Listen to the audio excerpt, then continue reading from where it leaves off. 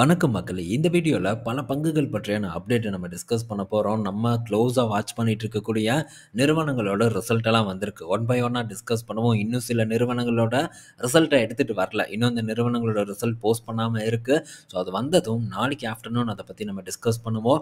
So இப்போ first நம்ம market அப்டேட்ட பார்த்துட்டு, இந்த நிறுவனங்களோட பெர்ஃபார்மன்ஸ நம்ம டிஸ்கஸ் பண்ணுவோம். இன்னைக்கு டேல நிஃப்டி 50ல ஒரு 150 பாயிண்ட்ஸ் வரைக்கான ஒரு இறக்கம் நடந்திருக்கு. பேங்க் நிஃப்டில ஒரு 440 பாயிண்ட்ஸ் வரைக்கான ஒரு இறக்கம் நடந்திருக்கு. ஸோ இன்னைக்கு நம்ம மார்க்கெட் வைடா பார்க்கும்போது ரொம்ப வீக்கா தான் வந்து க்ளோஸ் ஆயிருக்கு. போர்ட்ஃபோலியோலயும் பார்த்தீங்கன்னா, இன்னைக்கு டேல நிஃப்டிக்கு ஏற்பட்ட அடி போர்ட்ஃபோலியோலயும் ஏற்பட்டிருக்கு. லாஸ்ட் 2 ட்ரேடிங் செஷன்லயும் போர்ட்ஃபோலியோ ஒரு நெகட்டிவ் பெர்ஃபார்மன்ஸ் தான் போஸ்ட் பண்ணியிருந்தது. இன்னைக்கும் ஹேட்ரிக் அடிச்சு 3வது நாளா நெகட்டிவ் பெர்ஃபார்மன்ஸை போஸ்ட் பண்ணியிருக்கு. ஏன்னா மார்க்கெட்டே கம்ப்ளீட்டாக பார்த்தீங்கன்னா ரொம்ப வீக்காக இருக்குது. ஆல்மோஸ்ட் பீக்லேருந்து ஒரு 1000 பாயிண்ட்ஸ் வரைக்கான ஒரு கரெக்ஷன் நடந்திருக்கு. பட் இதுதான் மார்க்கெட். ஸோ சம்டைம்ஸ் பார்த்தீங்கன்னா மார்க்கெட் நல்லா பர்ஃபார்ம் பண்ணும்போது நம்ம போர்ட்ஃபோலியோவும் நல்லா பர்ஃபார்மன்ஸ் பண்ணும். இன்னும் கொஞ்சம் கூடுதலான ஒரு பர்ஃபார்மன்ஸை கூட வெளிப்படுத்தும். அதே மாதிரி இறக்கத்தில் நம்ம போர்ட்ஃபோலியோ டெஃபினட்டாக வந்து இறங்கத்தான் செய்யும். அதை நினச்சி நம்ம ஃபீல் பண்ணிகிட்டு இருக்க முடியாது. ஸோ இந்த இறக்கத்தை நம்ம டெஃபினட்டாக வெல்கம் பண்ணணும். ஏன்னா சில பங்குகள் நம்ம வாங்கவே முடியாது அப்படிங்கிற ஒரு நிலைமையில இருந்தது. அந்த பங்குகளில் வந்து கரெக்ஷன் ஏற்படுது. ஸோ லாங் டேர்ம் நோக்கத்தில் இப்படி நம்ம வெயிட் பண்ணி ஒரு டிப்பில் நம்ம கன்சிடர் பண்ணோன்னா அது ஒரு நல்ல ரிட்டர்னை கொடுக்கும் அப்படிங்கிறது என்னுடைய ஒரு எக்ஸ்பெக்டேஷனாக இருக்குது. அது நடக்கும் அப்படின்னு தான் ரொம்பவே வந்து நான் நம்பிட்டு இருக்கேன். ஸோ என்ன நடக்குதுங்கிறத வெயிட் பண்ணி பார்ப்போம். பல இடத்துல பல பங்குகள் பார்த்திங்கன்னா ரொம்ப வீக்கான பர்ஃபார்மன்ஸை கொடுத்துட்ருக்கு. எங்கே பார்த்தாலும் நெகட்டிவ் செய்திகளும் தொடர்ந்து பார்த்திங்கன்னா கேட்டுட்ருக்கு. இதுதான் நமக்கு சாதகமான டைமாக பார்க்குறேன். ஸோ பக்காவாக வந்து பிளான் பண்ணிக்கோங்க. நீங்கள் சில பங்குகளெல்லாம் வந்து தொடர்ந்து ஃபோக்கஸ் பண்ணிகிட்டு இருப்பீங்க. இந்த சிப்பை தாண்டி பல்க் இன்வெஸ்ட்மெண்ட் அப்படிங்கிறது நம்ம பண்ணணும்னா ஸோ பக்காவான பிளானோட நம்ம இன்வெஸ்ட்மெண்ட் பண்ணணும். ஸோ அந்த பிளானுக்கு கரெக்டாக வந்து ரெடி பண்ணி வச்சுட்டு ஸோ நீங்கள் எக்ஸ்பெக்ட் பண்ணக்கூடிய இடம் வரும்போது அதை எக்ஸிக்யூட் பண்ணுறதுக்கு ட்ரை பண்ணுங்கள். நான் அந்த மாதிரி பல பங்குகளை வந்து ஃபோக்கஸ் பண்ணியிருக்கேன். அதை பற்றியான அப்டேட்டையும் அப்பப்போ நம்ம வீடியோவில் டிஸ்கஸ் பண்ணிகிட்டு இருக்கோம். ஸோ ஒவ்வொன்றும் நான் எக்ஸ்பெக்ட் பண்ணக்கூடிய ரேஞ்ச் வரும்போது டெஃபினட்டாக அதை யூஸ் பண்ணுறதுக்கு நான் ட்ரை பண்ணுவேன். பண்ணும்போது அந்த அப்டேட்டையும் உங்கள் கூட நான் ஷேர் பண்ணுறேன். ஸோ நெக்ஸ்ட்டு பார்த்தீங்கன்னா இண்டஸ்இண்ட் பேங்கோட ரிசல்ட் வந்திருக்கு. ஸோ இன்றைக்கி இண்டஸ்இண்ட் பேங்க் ஒரு வீக்கான ஒரு பர்ஃபார்மன்ஸை வந்து கொடுத்துருக்கு. இப்போ திரும்பவும் ஒரு 800 கிட்ட வந்து க்ளோஸ் ஆகிருக்குன்னு நான் நினைக்கிறேன். கரெக்டாக 800 கிட்ட இண்டஸ்இண்ட் பேங்க் வந்து க்ளோஸ் ஆகிருக்கு. ஸோ இந்த ரிசல்ட்டு நல்லா இருக்கான்னு கேட்டால் எப்படி நல்லா இருக்கும்? ஒரு வீக்கான ஒரு ரிசல்ட்டை தான் இண்டஸ்இண்ட் பேங்க் போஸ்ட் பண்ணியிருக்காங்க. 684 கோடி இந்த குவார்ட்டரில் ப்ராஃபிட்டாக வந்து போஸ்ட் பண்ணியிருக்காங்க. ஆனால் இவங்க அனலிஸ்ட் எஸ்டிமேட் பண்ணதை விட ஒரு பீட் பண்ண ஒரு ரிசல்ட்டாக தான் இண்டஸ்இண்ட் பேங்கோட ரிசல்ட் பார்த்திங்கன்னா இருந்திருக்கு. இருந்தாலும் இயர் கூட பார்க்கும்போது ஒரு 72% பார்த்திங்கன்னா ப்ராஃபிட் இண்டஸ்இண்ட் பேங்க்குக்கு டிக்ளைன் ஆகிருக்கு. இதை தாண்டி அசட் குவாலிட்டி பார்க்கும்போதும் வீக்கன் ஆகிருக்கு. நெட் இன்ட்ரெஸ்ட் இன்கம் பார்க்கும்போது 14% பார்த்திங்கன்னா இறங்கி இருக்கிறதாகவும் இந்த இண்டஸ்இண்ட் பேங்கோட ரிசல்ட் வந்து நமக்கு சொல்லுது. ஸோ அசட் குவாலிட்டி ரொம்ப முக்கியம். அதுவும் வந்து ஒஸ்ட் ஆகிட்டு இருக்கு. அதுக்கு மெயின் ரீசன் இந்த மைக்ரோ ஃபினான்ஸ் தான். லாஸ்ட் குவார்ட்டர்லேயே பெரிய ப்ரெஷரெல்லாம் வந்து இவங்க ஃபேஸ் பண்ணி முடிச்சிட்டாங்க. இன்னும் வந்து இந்த மைக்ரோ ஃபினான்ஸ் ப்ரெஷர் பார்த்திங்கன்னா இப்போ ஐடிஎஃப்சி ஃபர்ஸ்ட் பேங்க்குக்கு எந்த மாதிரியான ஒரு அழுத்தத்தை கொடுத்துட்டு இருக்கோ அதே மாதிரியான ஒரு அழுத்தத்தை கொடுக்கும்னு நான் எக்ஸ்பெக்ட் பண்ணுறேன். படிப்படியாக முன்னேறி மேலே வருவாங்கன்னு நான் நினைக்கிறேன். அதுக்கு இடப்பட்ட காலத்தில் திரும்ப நாங்கள் வந்து வேறு ஏதாச்சும் ஒன்று பண்ணிட்டோம் அக்கௌண்டிங் ரீதியாக இல்லை வேறு ஏதாச்சும் ஒரு பிரச்சனையை வாண்டடாக வாங்கி தலையில் போட்டாங்கன்னா கண்டிப்பாக இண்டஸ்இண்ட் பேங்க்கில் இன்னும் வந்து ப்ரெஷர் ஏற்படுறதுக்கான வாய்ப்பு அதிகமாக இருக்குது. நம்ம ஒரு 2 வாரத்துக்கு முன்னாடி டிஸ்கஸ் பண்ணியிருந்தோம். இண்டஸ்இண்ட் பேங்க்கில் ஒரு ஆப்பர்ச்சுனிட்டி வந்ததுன்னா நான் வந்து எக்ஸிட் ஆவேன் அப்படின்ட்டு. பட் அந்த ஆப்பர்ச்சுனிட்டியை கொடுக்காம அங்கேருந்து அது வந்து இறங்கிட்டு தான் இருக்குது. அரௌண்ட் ஒரு 870 மேலே இருந்தது. இப்போ 800 கிட்ட வந்துருச்சு. ஸோ திரும்ப போகும் அப்படின்னு நான் எக்ஸ்பெக்ட் பண்ணுறேன். போச்சுன்னா கணிசமான ஒரு குவான்டிட்டிஸை வந்து கொடுக்கலாம் அப்படிங்கிற ஒரு ஐடியாவில் தான் இருக்கேன். பட் இப்போ வரைக்கும் ப்ராஃபிட்டாக தான் இருக்குது. பட் இருந்தாலும் முன்னே இருந்த 890 வரைக்கும் போச்சு. நல்ல ஒரு இடம். அப்போவே பார்த்தீங்கன்னா ஒரு முடிவை பண்ணி ஒரு போர்ஷனை வந்து கட் பண்ணியிருக்கணும். பட் அதுக்கு வந்து நான் கொஞ்சம் காலதாமதம் பண்ணேன். உடனே பங்கோட விலை பார்த்தீங்கன்னா ஒரு இறக்கத்தை வந்து கொடுத்துருக்கு. ஸோ பார்ப்போம், அடுத்தடுத்து நமக்கு ஒரு ஆப்பர்ச்சுனிட்டி வரும். ஸோ இந்த இடத்துல இருக்கிறத விட இன்னும் ஒரு பெட்டர் ஆப்பர்ச்சுனிட்டியெலாம் நம்ம யூஸ் பண்ணணும் அப்படிங்கிறதுக்காக இந்த ஒரு போர்ஷனை கட் பண்ணலாம் அப்படிங்கிற ஒரு ஐடியாவில் நான் இருக்கேன். அடுத்தது ஆக்சிஸ் பேங்க் கீழே வரும் அப்படிங்கிற எதிர்பார்ப்பு இருக்குது. இன்னும் டிசிஎஸ், ஐடிசி போன்ற முக்கிய நிறுவனங்கள் எல்லாம் நமக்கு வாய்ப்பை கொடுக்கறதுக்கு ரெடியாக இருக்குது. ஸோ அதனால் ரொம்ப கஷ்டம் இருக்கக்கூடிய இடத்துல இருந்து ஸோ ஸ்மூத்தாக இருக்கக்கூடிய ஒரு நல்ல இடத்துக்கு போகணும் அப்படிங்கிறது என்னுடைய ஒரு விஷயம் இருக்குது. பார்ப்போம் நடக்குதான்ட்டு. இந்த குவார்ட்டரில் இண்டஸ்இண்ட் பேங்கோட ப்ரொவிஷன் வந்து குறைஞ்சிருக்கு. அதனால தான் இவங்களுடைய லாபம் பார்க்கும்போதும் அதிகரிச்சிருக்கு. ப்ரொவிஷன் அப்படின்னு பார்க்கும்போது ஒரு 1700 கோடி கிட்ட வந்து இவங்க ப்ரொவிஷனாக வந்து ஸ்பெண்ட் பண்ணியிருக்காங்கன்னா, போன குவார்ட்டர் கடைசி லாஸ்ட் குவார்ட்டரில் 2000 கோடிக்கு மேலே பார்த்தீங்கன்னா ப்ரொவிஷன் வந்து ஸ்பெண்ட் பண்ணியிருக்காங்க. இதனாலேயும் இவங்களுடைய லாபம் பார்த்தீங்கன்னா ஏறி இருக்கு. எக்ஸாக்டாக ப்ரொவிஷன் பார்க்கும்போது ஒரு 1760 கோடியாக இருக்குது இந்த குவார்ட்டருக்கு. So one of the reason profit இறங்குறதுக்கு இந்த ப்ரொவிஷனும் ஒரு காரணம் தான். அதே மாதிரி இவங்களுடைய லோன் க்ரோத்தும் பெருசாக இந்த குவார்ட்டரில் இல்லை. போன குவார்ட்டரில் 2500 கோடியாக இருந்திருக்கு. கிட்டத்தட்ட ஒரு 750 கோடி கிட்ட ப்ரொவிஷன் வந்து லாஸ்ட் குவார்ட்டர் கூட கம்பேர் பண்ணும்போது குறைச்சிருக்காங்க. மேபி ப்ரொவிஷன் அதே அளவுக்கு இருந்ததுன்னா இந்த குவார்ட்டரோட பர்ஃபார்மன்ஸும் டிக்ளைன் ஆகிறதுக்கான சான்சஸ் இருக்குது.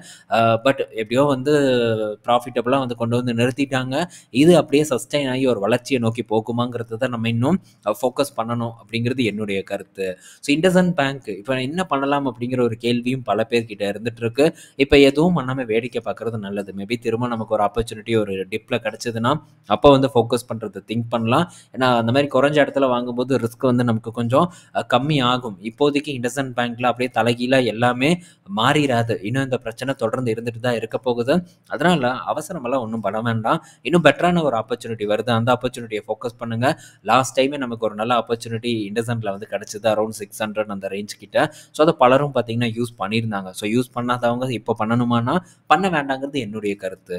ஸோ நெக்ஸ்ட்டு பார்த்தீங்கன்னா ஐஇஎக்ஸ் கிட்ட ஐஇஎக்ஸ் பற்றியான ஒரு அப்டேட் வந்திருக்கு. ஸோ ஐஇஎக்ஸை வந்து ஐசிஐசிஐ ப்ருடென்ஷியல் மியூச்சுவல் ஃபண்ட் பார்த்தீங்கன்னா 0.58% ஸ்டேக்கை அக்யூர் பண்ணியிருக்கிறத ஒரு டேட்டா வந்து கொடுத்துருக்காங்க. இதுக்கு முன்னாடி 4.68% கிட்ட ஸ்டேக்கை வந்து வச்சுருக்காங்க. இந்த ஒரு 24ஆம் தேதி போன வாரம் ஐஇஎக்ஸில் ஒரு நல்ல ஃபால் ஒரு 30% வரைக்கான இறக்கத்தை சந்திச்சிருந்தது. அதை யூஸ் பண்ணி ஒரு 0.58% ஸ்டேக்கை வாங்கி 5% மேலே இப்போது ஐஇஎக்ஸில் ICICI prudential mutual fund hold பண்ணுறதா ஒரு டேட்டா வந்து கொடுத்துருக்காங்க. ஸோ பெரிய ஒரு இன்வெஸ்ட்மெண்ட்டாக சிங்கிள் டேயில் வந்து பண்ணியிருக்காங்க. ஆனால் இப்போது நம்ம ஐஇஎக்ஸில் ஆல்ரெடி டிஸ்கஸ் பண்ணது தான் டக்குன்னு இவங்களுடைய மார்க்கெட் ஷேரெல்லாம் வந்து குறைஞ்சிடாது. இடப்பட்ட டைமில் ஒரு ஏற்ற இறக்கம் இந்த ஐஇஎக்ஸில் இருக்கத்தான் போகுது. பட் இருந்தாலும் ரிஸ்க் ஃப்ரீயாக நம்ம ஒரு லாபத்தை பார்க்கணும்னு நினச்சா அது கொஞ்சம் லோ ப்ரைஸில் வரணும். ஏன்னா இவ்வளோ ஒரு ஆபத்து இருக்கக்கூடிய இடத்துல லோ ப்ரைஸில் வந்தால் மட்டும்தான், கரெக்டாக 100க்கு கீழே வந்தால் மட்டும்தான் என்னை பொறுத்த வரைக்கும் வாய்ப்பு. அதுவும் அப்போ இருக்கக்கூடிய நிலைமையை பொறுத்து. அடுத்தது என்டிபிசி கிரீனோட ரிசல்ட் வந்திருக்கு. இயர் ஆன் இயரில் இவங்களுடைய லாபம் 59% பார்த்தீங்கன்னா உயர்ந்திருக்கு. பட் இருந்தாலும் போன குவார்ட்டர் கூட கம்பேர் பண்ணும்போது இந்த குவார்ட்டர் பர்ஃபார்மன்ஸ் ஒரு ஃப்ளாட்டான ஒரு பர்ஃபார்மன்ஸாக தான் என்டிபிசி கிரீனுக்கு வந்து அமைஞ்சிருக்கு. ஒரு 13 கோடி குறைஞ்சு தான் அவங்க இந்த குவார்ட்டரில் லாபத்தை வந்து போஸ்ட் பண்ணியிருக்காங்க. நாளைக்கு என்டிபிசியோட ரிசல்ட் இருக்குது. அது டெஃபினட்டாக வந்து நம்ம டிஸ்கஸ் பண்ணுவோம். அங்கேயும் இதே மாதிரி ஒரு ஃப்ளாட்டான ஒரு டிக்ளைனான ஒரு ரிசல்ட் இருக்குன்னு தான் எதிர்பார்க்குறேன். மேபி அது ஒரு திரும்ப 300க்கு கீழெல்லாம் போகும்போது அகெயின் அதை வந்து ஃபோக்கஸ் பண்ணுறதை பற்றி நம்ம திங்க் பண்ணுவோம். என்டிபிசி கிரீன் வந்து ஒரு 100 கிட்ட தான் இருக்குன்னு நமக்கு ஒரு ஆப்பர்ச்சுனிட்டி அப்படின்னு பல பேர் நினைக்கலாம். ஆனால் இந்த ஸ்டாக் ரொம்ப ஓவர் வேல்யூடு. இதுக்கு பதிலாக நமக்கு சேஃப்டி அப்படின்னு பார்த்தா என்டிபிசி தான் ஒரு சேஃபான ஒரு இடமா என் கண்ணுக்கு படுது. அடுத்தது டிடிகே ப்ரெஸ்டீஜோட ரிசல்ட் வந்திருக்கு. ஸோ நிறைய பேர் வந்து இந்த டிடிகே ப்ரெஸ்டீஜை இறங்கியிருக்கு, நம்ம கன்சிடர் பண்ணலாமாங்கிற கேள்வியை கேட்டுட்டு இருந்தாங்க. இதுவும் சரி, இந்த ஸ்டவ் கிராஃப்ட்டும் சரி. ஆனால் இந்த மாதிரி இடத்துல நம்ம கன்சிடர் பண்ணக்கூடாதுன்ட்டு இதுக்கு முன்னாடியே டிஸ்கஸ் பண்ணியிருந்தோம். இப்போது இவங்களுடைய ரிசல்ட் வந்திருக்கு. ரொம்ப வந்து ஒரு சுமாரான ஒரு பர்ஃபார்மன்ஸை கொடுத்துருக்காங்க. 26 கோடி பார்த்தீங்கன்னா இந்த குவார்ட்டரில் ப்ராஃபிட்டாக இருக்குது. போன குவார்ட்டரில் லாஸ். பட் இருந்தாலும் போன குவார்ட்டரோட ஆப்ரேட்டிங் ப்ராஃபிட் பார்க்கும்போது இந்த குவார்ட்டரை காட்டிலும் அதிகமாக இருக்குது. ரெவன்யூவும் பார்க்கும்போது ரொம்பவே வந்து டிக்ளைன் ஆகிருக்கு. ஸோ டிடிகே ப்ரெஸ்டீஜ் கிட்ட இன்னுமே எந்த ஒரு வருவாய் வளர்ச்சி காணாமல் தான் வந்து இருக்குது. ஸோ இந்த சூழ்நிலையில் இந்த மாதிரி பங்குகளில் முதலீடு பண்ணுறது என்னை பொறுத்த வரைக்கும் ஒரு சரியான ஐடியா இல்லை.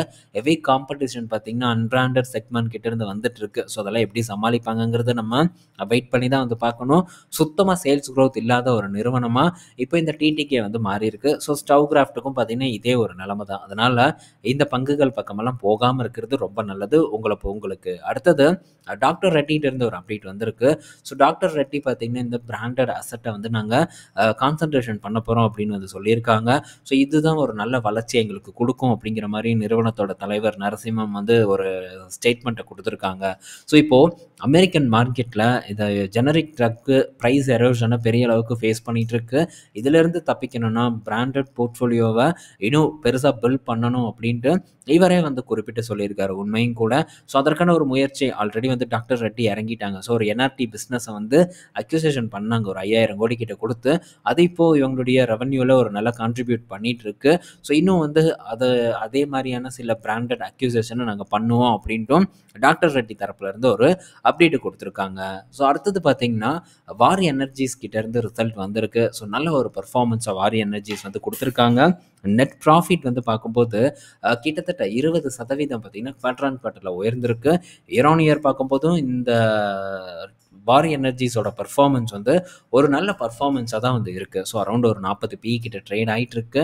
பட் இருந்தாலும் இது ஒரு ஓவர் வேல்யூடு தான். அமெரிக்கா மார்க்கெட்டில் ஏதாச்சும் ஒரு உழப்புனாங்கன்னா இந்த ஸ்டாக் மேபி பாதிக்கப்படுறதுக்கான வாய்ப்பு இருக்குது. ஸோ என்னை பொறுத்த வரைக்கும் இப்போ இந்த செக்மெண்ட்டில் நான் வந்து டாடா பவரை ஃபோக்கஸ் பண்ணியிருக்கேன். இவங்க தயாரிக்கக்கூடிய ப்ராடக்ட்டை தான் டாடா பவரும் இப்போ வந்து தயாரிக்கிறாங்க. பின்னாளில் பார்த்தீங்கன்னா ரிலையன்ஸ் நிறுவனமும் இந்த சோலாரில் வந்து இறங்க போகிறாங்க. அதனால் இந்த ரெண்டும் சேஃபான ஒரு இடமா எனக்கு பார்க்குறேன். 2 பேரும் பெரிய கம்பெனி, டாட்டாவாக இருக்கட்டும் ரிலையன்ஸாக இருக்கட்டும், மேற்கொண்டு பணத்தை போடுறதுக்கான ஒரு கெப்பாசிட்டி இந்த 2 நிறுவனங்கள் கிட்ட இருக்குது. 2 நிறுவனங்களும் சக்ஸஸ் ஆவாங்கங்கிறது என்னுடைய கருத்து. அதனால் நான் வந்து இந்த பக்கம் போகாமல் ஸோ அந்த 2 நிறுவனங்கள் பக்கம் இருக்கிறதுக்கு தான் நான் விரும்புகிறேன். அடுத்தது பார்த்திங்கன்னா மதர்சன் வயரிங்கோட ரிசல்ட் வந்திருக்கு. ஸோ மதர்சன் வயரிங்கோட பர்ஃபார்மன்ஸ் ஒரு ஃப்ளாட்டான ஒரு பர்ஃபார்மன்ஸாக இருக்குது.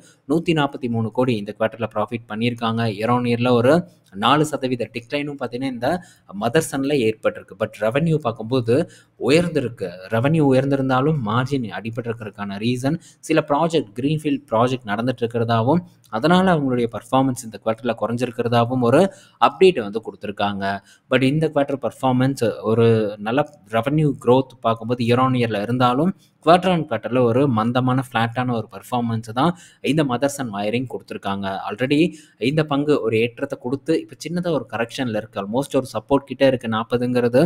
மேபி அதை கட் பண்ணுச்சுன்னா ஸோ திரும்ப ஒரு டவுன்ஃபால் ஏற்படுறதுக்கான சான்சஸ் பார்த்திங்கன்னா அதிகமாக இருக்குதுன்னு நான் நினைக்கிறேன். அடுத்தது இந்த மதர்சன் வயரிங்கோட இவி பிஸ்னஸ் ரெவன்யூ பார்க்கும்போது ஒரு 5% தாண்டி பார்த்திங்கன்னா டோட்டல் ரெவன்யூவில் கான்ட்ரிபியூட் பண்ணுறதாகவும் ஒரு அப்டேட் கொடுத்துருக்காங்க. அது போக அவங்களுடைய இவி பிஸ்னஸில் எந்த ஒரு கடனும் இல்லை அப்படிங்கிறதையும் இந்த ரிசல்ட்டில் வந்து குறிப்பிட்டு சொல்லியிருக்காங்க. இது இந்த மதர்சன் வயரிங்க்கு ஒரு பாசிட்டிவ் நியூஸாக பார்க்கப்படுது. அடுத்தது தங்கமயில் ஜுவல்லரியோட ரிசல்ட் வந்திருக்கு. ஸோ தங்கமயில் ஜுவல்லரியோட பர்ஃபார்மன்ஸ் பார்த்திங்கன்னா இயர் ஆன் இயரில் டிக்ளைன் தான் வந்து ஆயிருக்கு. ஸோ இப்போது தங்க விலை பார்த்திங்கன்னா கசகசன்னு ஏறிட்டு இருக்கு. பட் அப்படி இருந்தும் இவனுடைய பர்ஃபார்மன்ஸ் வந்து டிக்ளைன் ஆயிருக்கு. ரெவன்யூ வந்து உயர்ந்திருக்கு. 1558 கோடியாக இருக்குது. ஹையஸ்ட் குவார்ட்டர் ரெவன்யூவாக இந்த குவார்ட்டரில் ரெஜிஸ்டர் பண்ணியிருக்காங்க. அப்படி இருந்தும் தங்கமயிலோட ப்ராஃபிட் இறங்குறதுக்கான மெயின் ரீசன் பார்த்திங்கன்னா வால்யூம் க்ரோத்து ரொம்ப கம்மியாக இருக்குது. ஒரு 4% வரைக்கும் கம்மியாக இருக்குது முதல் முறையாக கோவிட்டுக்கு அப்புறம் அப்படிங்கிற ஒரு அப்டேட்டை தங்கமயில் தரப்பில் இருந்து கொடுத்துருக்காங்க. ஸோ இதுதான் ஒரு பெரிய ஒரு தலைவலியாக இருக்குது. 1496 கிலோ டோட்டல் வால்யூம் அப்படின்ட்டு இவங்க மென்ஷன் பண்ணியிருக்காங்க. ஸோ இப்போ இந்த வால்யூம் பேஸ் பண்ணி தான் இவங்களுடைய க்ரோத்தும் பார்த்திங்கன்னா ப்ராஃபிட்டில் வந்து தெரியும். ஸோ எந்த அளவுக்கு இவங்க வந்து ஜுவல்லரியை விற்கிறாங்களோ அந்த அளவுக்கு இவங்களுக்கு இந்த செய்கூலி சேதாரம் இதிலிருந்து ஒரு வருவாய் பார்த்திங்கன்னா கிடைக்கும். பட் இப்போ தங்க விலை தொடர்ந்து ஏறிட்டு இருக்கக்கூடிய காரணத்தினால ஸோ இந்த வால்யூம் ட்ராப் ஆகிருக்கிறதா சொல்லியிருக்காங்க. பட் இருந்தும் வித்துட்டு தான் இருக்குது, அதில் மாற்றுக்கிறது இல்லை. பார்ப்போம். ஆனால் வாங்குறதுக்கு தயங்குறாங்க. 1,00,000 போயிடுச்சு, எங்கே போய் நம்ம வாங்குறது அப்படிங்கிற ஒரு கவலையில் தான் பலரும் இருக்காங்கங்கிறதுல மாற்றுக்கருத்தே இல்லை. ஸோ இதெல்லாம் தாண்டி இந்த ஜுவல்லரி பிஸ்னஸ் எப்படி ஒரு பர்ஃபார்மன்ஸாக அப்கமிங் குவார்ட்டரில் பண்ணுதுங்கிறத வெயிட் பண்ணி பார்ப்போம். இதுக்கு முன்னாடி இருந்த ஒரு பர்ஃபார்மன்ஸ் வந்து இனிமேல் இருக்குமா அப்படின்னு கேட்டால் இது ரொம்பவே கேள்விக்குறியான ஒரு விஷயம். இந்த கம்பெனிஸ் எல்லாம் ரொம்ப ஒரு பீக்கில் வந்து ட்ரேட் ஆகிட்டு இருக்கு. அதனால் இதுக்கு முன்னாடி இருந்த ஒரு க்ரோத் வந்து இதில் இருக்காது அப்படிங்கிற ஒரு எதிர்பார்ப்பு என்கிட்ட வந்துருக்கு. இந்த வீடியோவில் நம்ம பல இன்ஃபர்மேஷன் பற்றி டிஸ்கஸ் பண்ணியிருப்போம். இதெல்லாம் பயனுள்ளதாக இருக்கும்னு நான் நினைக்கிறேன். நாளைக்கு இன்னொரு வீடியோவில் நம்ம மீட் பண்ணுவோம். பாய் மக்களே.